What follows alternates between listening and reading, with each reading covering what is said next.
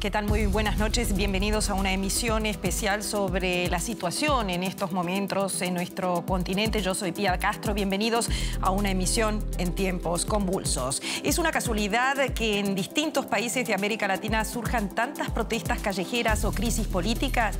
Los detalles.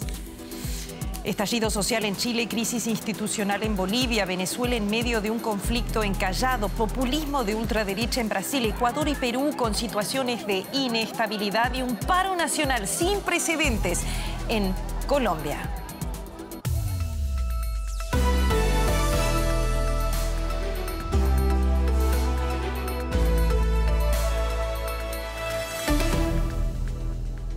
Bienvenidos nuevamente a nuestra edición especial sobre las diferentes crisis que está viviendo nuestro continente. La lista de países en América Latina sacudidos por protestas violentas ha crecido de forma sorpresiva sin importar el signo político de gobierno de turno. El denominador común son los pedidos de la ciudadanía en toda América Latina. Más equidad, mayor igualdad, menos abusos y un descontento visible con las élites del poder. Con un estallido social en Chile, las manifestaciones han sido las más numerosas y violentas vividas en el país en décadas. Amnesty International ha denunciado serias violaciones de derechos humanos en el país durante las manifestaciones que no cesan. Unas protestas que no tienen claros líderes para negociar los 3 acuerdos nacionales que propone, por ejemplo, el gobierno para una robusta agenda social. Nos vamos rápidamente a Venezuela y aquí muchos se preguntan por qué las protestas son ahora menos que en otros países de América Latina. La oposición venezolana esperaba que la renuncia de Evo Morales como presidente boliviano y su salida del país en medio de acusaciones de fraude electoral y presiones de la cúpula militar animarían a sus seguidores a echarse de nuevo multitudinariamente a las calles contra Maduro, pero esto no sucedió. Bolivia, otra situación, la grave crisis que está cerca de cumplir un mes. Acá nos llegan imágenes actuales de la situación allí. La Defensoría del Pueblo y organizaciones pro derechos humanos han expresado su preocupación ante la presión militar y policial en el país. No hay todavía una fecha para nuevas elecciones. Bolivia tiene una presidenta interina cuya legitimidad está en entredicho. Tampoco está claro el rol que Evo Morales pueda cumplir desde México, mientras el mundo discute si lo que sucedió en Bolivia fue o no golpe de Estado. En La Paz, por ejemplo, hay escasez de alimentos y combustible. ¿Cómo ven nuestros corresponsables, cómo ven nuestros analistas la situación allí en Chile, en Venezuela y en Bolivia? Escuchemos un resumen de lo que nos llega de estos países. La situación actual en Chile es muy compleja. A pesar de que el gobierno y la oposición se hayan puesto de acuerdo en impulsar el plebiscito constituyente, la gente sigue inundando las calles. Y es que, aunque la nueva constitución haya sido uno de los reclamos centrales de este movimiento, hay aún muchos temas sobre la mesa que en una nueva Carta Magna no encontrarán su solución. La gente pide, por ejemplo, una reforma profunda del sistema de educación pública, de salud pública y de pensiones, por solo nombrar algunos. Y a eso se le suma el enojo generalizado por los abusos a los derechos humanos perpetrados por las fuerzas del orden, abusos denunciados no solo por parte de los manifestantes, sino también por organismos internacionales que no descartan que hayan sido sistemáticos. La oposición, de hecho, ha presentado acusaciones constitucionales en contra del exministro del Interior, Andrés Chadwick, y el mismo presidente Sebastián Piñera. Lo que más complica esta situación es que el movimiento no es un movimiento anti-Piñera, es un movimiento de profundo desencanto con la clase política, una clase política que tendrá que encontrar una solución a esta crisis, y ante tanta desconfianza, esta solución todavía no parece estar a la vista. Estoy en la Plaza Francia de Altamira, un lugar emblemático para las protestas de oposición en Venezuela. La oposición, junto a Juan Guaidó, intentan reactivar las protestas tras los acontecimientos en Bolivia. El llamado lo han atendido estudiantes, trabajadores del sector salud y otros gremios. Pero ya en Venezuela hemos batido récord en protestas en lo que va de año. Según el Observatorio de Conflictividad Social, ya en Venezuela se han producido casi 15.000 protestas de carácter más que todo social y económico. El reto de la oposición es cómo unir todo ese descontento en una sola causa política. Más aún, el desafío queda en cómo motivar a la gente a volver a salir a las calles después de tantos años de protestas fallidas y diálogos fracasados. Para un cambio en Venezuela, el desafío es la motivación de la gente. El país ha quedado fracturado después de comprobarse el fraude electoral que ocasionó la caída del gobierno del MAS. En las circunstancias actuales ya no es posible restablecer el orden político anterior que cayó por acumulación de vulneraciones, pero tampoco es posible implementar un nuevo esquema como si el otro dejara de existir en la política nacional, para algunos analistas políticos. Evo Morales les brindó un reconocimiento a los grupos indígenas, pero hizo poco para unir, porque ahora en las protestas vuelve a flote las divisiones raciales y políticas. Para sus seguidores que están movilizados consideran que lo ocurrido es un golpe de Estado. Para sus detractores es el fin de la tiranía. Lo cierto es que ahora Bolivia debe ganar y para eso son indispensables las negociaciones y la tolerancia. Para entender un poco más en profundidad lo que está pasando en Bolivia, hay que hablar de la ciudad de Santa Cruz. El departamento lideró las manifestaciones que lograron la dimisión de Evo Morales y todavía hoy tiene gran influencia en el gobierno interino de Yanina Áñez. En el siguiente informe profundizamos no solo la trascendencia política de la región, sino también su impacto religioso y económico. Hoy este sitio pasa inadvertido, pero aquí se gestó el movimiento cívico que provocó la renuncia de Evo Morales.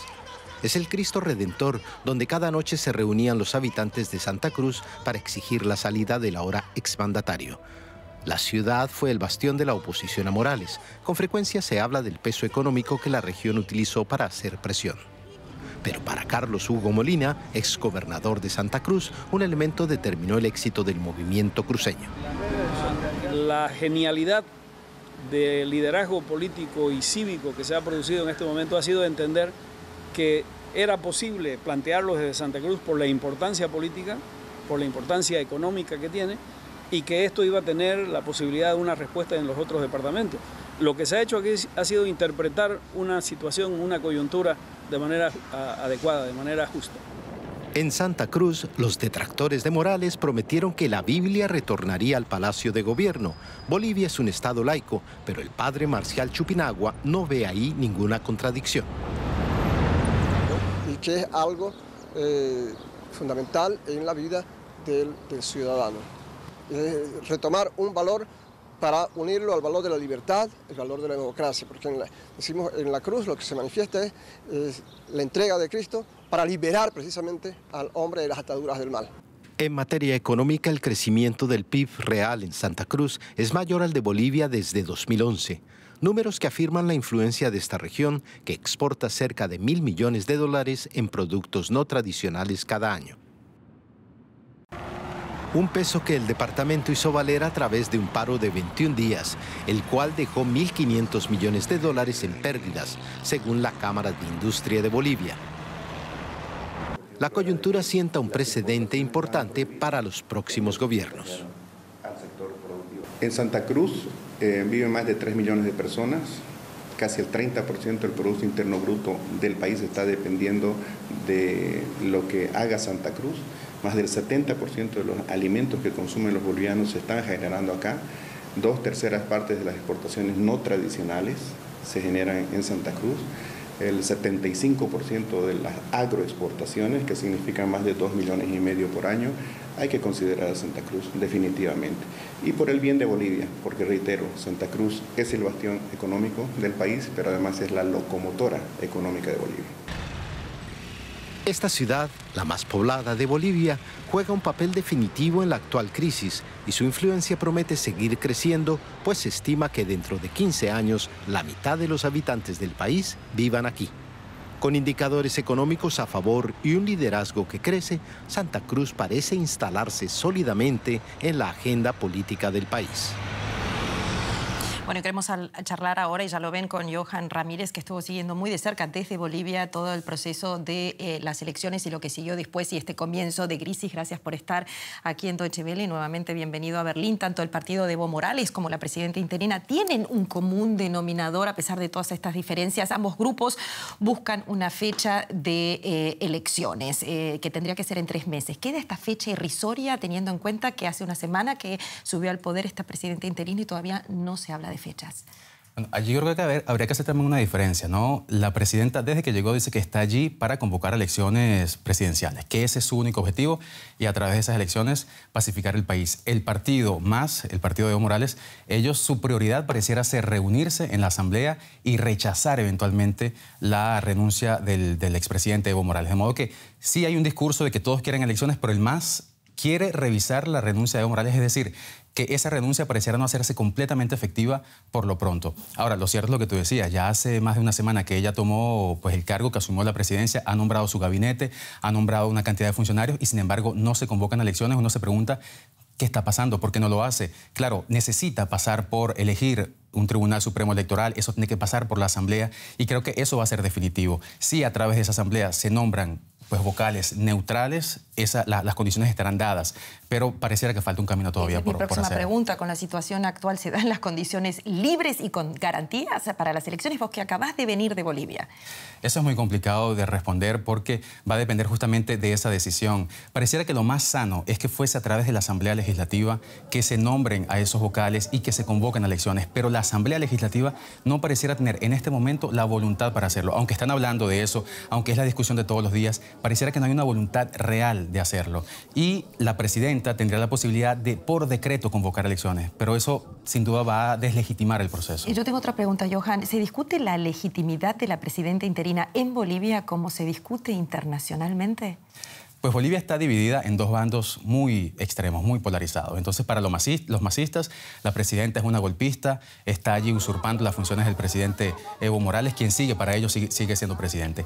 Para quienes hoy forman el gobierno, eso forma parte de una línea de sucesión legal, constitucional, que incluso fue avalada por el Tribunal Constitucional, lo cual le da una legitimidad de que no se está violando la Constitución. De modo que su legitimidad, eso está muy dividido. Una última pregunta. ¿Qué pasa con esos ciudadanos, que no son pocos, que han protestado contra Evo Morales y su intención de inmortalizarse en el poder, pero que ahora están realmente, y utilizo la palabra, asustados con lo que está pasando desde hace una semana con la presidenta interina? ¿Qué pasa con ellos? Pues siguen muy asustados y lo cierto es que hay cifras, ¿no? Ya esta misma semana, el martes, hubo 8 muertos en una sola jornada en el Alto, o sea, a las afueras de La Paz. Lo cierto es que están muy asustados. Está esta situación en la que la presidenta firmó un decreto que exime a las Fuerzas Armadas de responsabilidad penal, de modo que eso, por supuesto, genera mucho temor en la población. Johan Ramírez, muchísimas gracias y bienvenido nuevamente a Berlín. Gracias, gracias por estar con nosotros.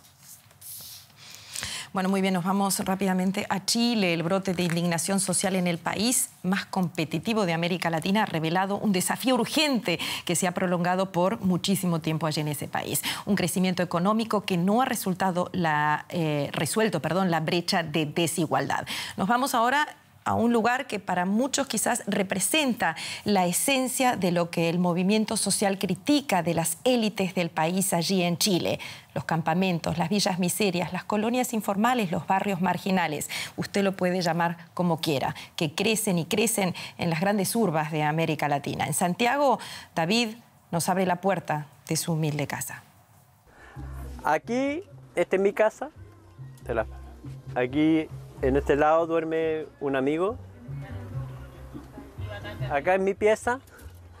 Pasen nomás, yo no tengo vergüenza. Aquí duermo yo. Esta es mi pieza, está un poquito desordenada porque el día domingo no hago nada porque me dedico a descansar. La Virgen, en Dios, creo en ellos porque gracias a ellos yo estoy aquí, porque antes yo dormía en la calle. Cuando llegué aquí a Santiago yo dormía en la calle, dormía ahí en Estado. Hace 15 años que David vive en este campamento en el centro de Santiago. Quedó sin techo después de que su familia lo rechazara por su orientación sexual. Aquí se siente aceptado, al menos dentro de la comunidad del campamento. Vivir aquí es muy sacrificado. ¿Por qué? Porque los vecinos de alrededor no te miran con buenos ojos porque piensan que aquí es gente mala, gente que anda robando, todas las cosas, ¿cachai? Pero no es así. Aquí vive gente que trabaja, gente humilde que trabaja. En Chile, decenas de miles de personas viven como David. Según un catastro reciente, ya hay 802 campamentos como este en el país, con más de 47.000 familias en situación de extrema vulnerabilidad. La ONG chilena Techo calcula que el 50% de ellas se ven obligadas a vivir en campamentos por no tener dinero suficiente para pagar un alquiler.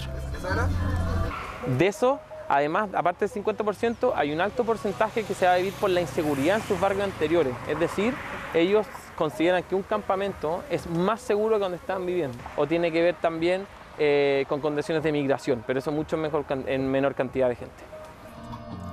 Migrantes haitianos y venezolanos también viven aquí en condiciones de total precariedad.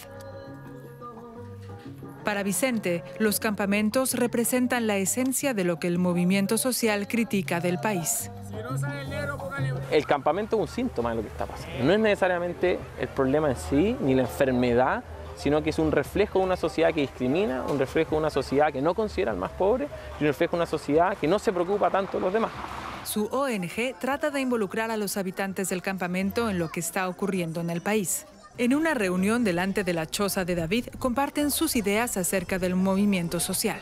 Los manifestantes exigen condiciones de vida dignas para todos los chilenos, una realidad que hace mucho tiempo está fuera del alcance de uno de los miembros fundadores del campamento. Acá hay el WC que tenemos, es un poquito sucio. Acá nosotros haciendo nuestras necesidades.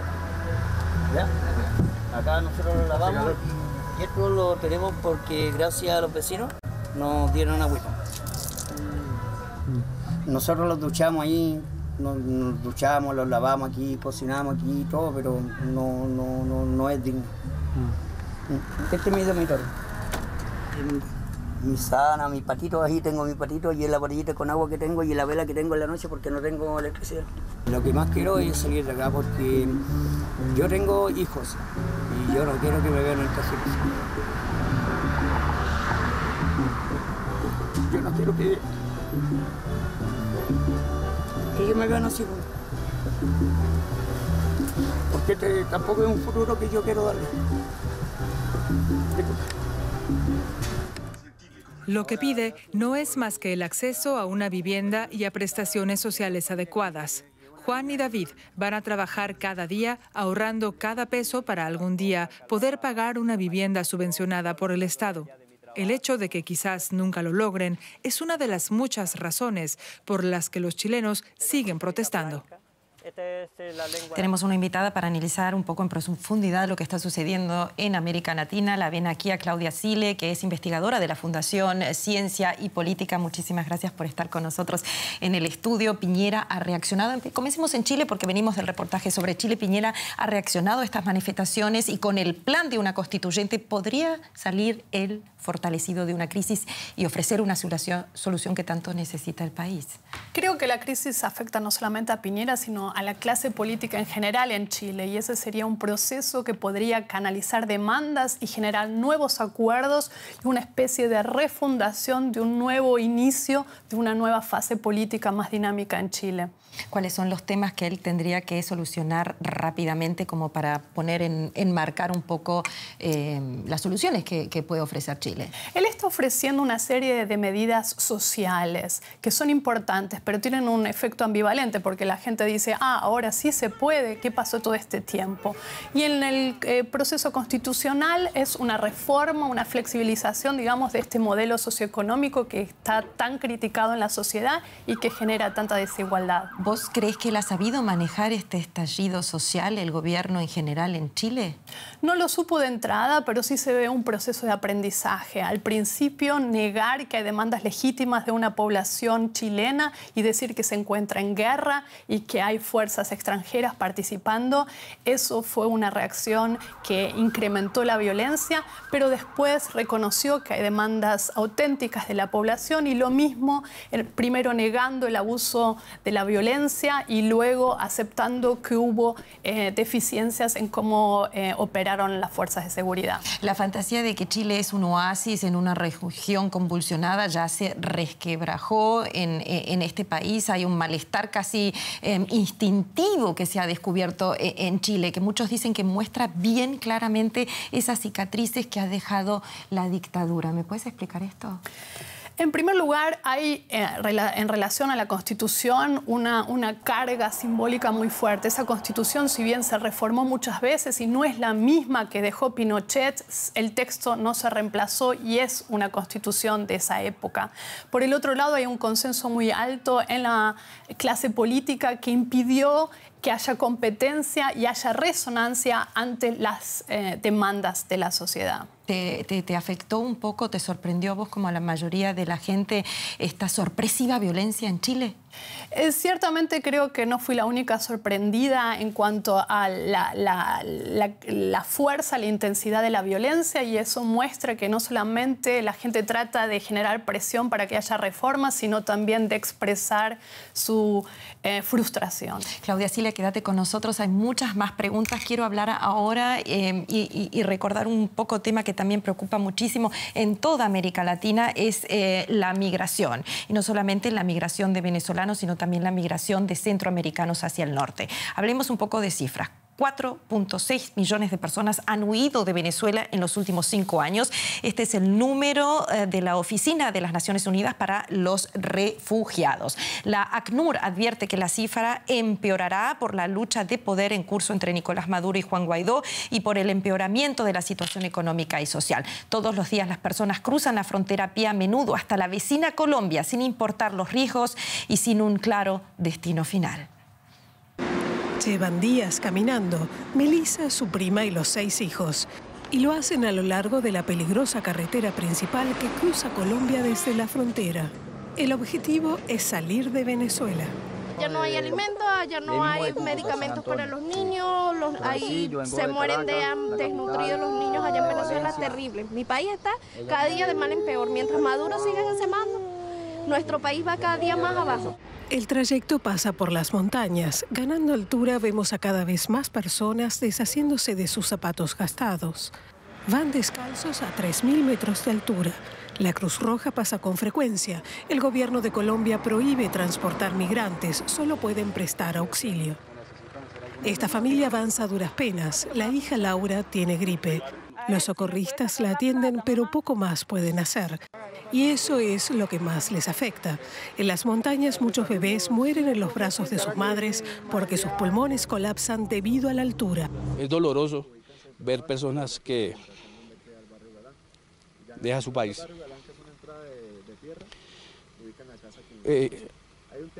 Situaciones que uno quiere ayudar más de lo que quiere. Eric es paramédico desde hace 25 años, pero la situación diaria que vive aquí le desespera. Bueno, mientras la convulsión en la región crece, Venezuela parece estar estancada. Lejos quedan las multitudinarias protestas que venían con Juan Guaidó como salida a la grave crisis política. La ven aquí, está con nosotros Claudia Sila, que también queremos tocar este tema, el tema de la migración y por qué este letargo en Venezuela en estos momentos, como que parece que va a contrarreloj en América Latina, y que bienvenida sea que no salga la gente a las calles a protestar tan violentamente como lo ha hecho en años anteriores. Claro, tenemos que pensar que la dinámica política se originó en enero y ya estamos en noviembre. Quiere decir, son 11 meses de esperar que pase algo o de aferrarse al poder. Y tenemos que tener en cuenta que Venezuela es un país agonizante. No solamente hay una crisis económica y política, sino también hay una crisis humanitaria, y donde la gente tiene que luchar para sobrevivir, queda poca energía para una lucha política. ¿Ha dejado de ser Juan Guaidó la fuerza de la esperanza opositora en Venezuela, Claudia? Creo que la oposición no tiene otra fuerza mejor, pero es una fuerza claramente debilitada porque el tiempo le juega en contra a Guaidó y porque las promesas y las expectativas no han podido ser cumplidas.